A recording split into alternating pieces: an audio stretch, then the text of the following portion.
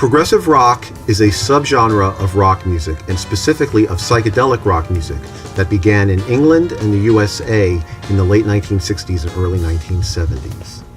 In 1967, Jeff Beck, Procol Harum, and the Moody Blues released classically inspired rock music. Pink Floyd's first album contained long instrumental improvisations, at least partially inspired by some of Britain's most experimental music. Many British rock bands, such as Gentle Giant, began incorporating ideas taken from classical music, and the wide variety of new electronic instruments and effects that were newly available also greatly affected the music. There was experimentation with improvisation and complex and lengthier compositions.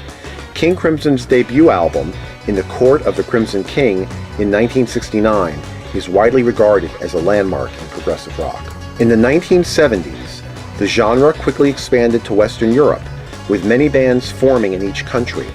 Established progressive bands built a strong fan base, and Genesis, ELP, Yes, Jethro Tull, and Pink Floyd scored top 10 albums. By this time, several successful North American progressive rock bands were in existence.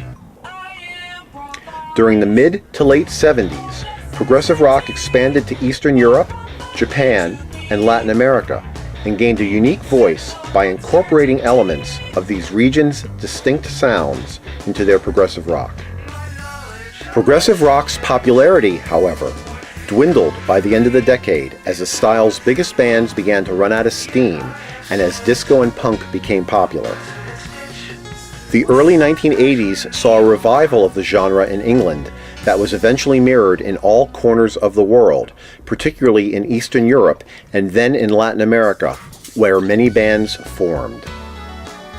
The genre enjoyed another revival in the 1990s, particularly by Scandinavian bands and the emergence of progressive metal in the US.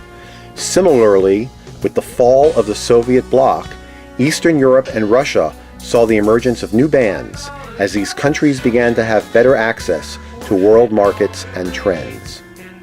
In the 2000s, starting in the US and quickly spreading elsewhere, many young musicians began using elements of punk, math rock, post-rock, and other influences, and began to gain recognition for their new, fresh take on progressive rock.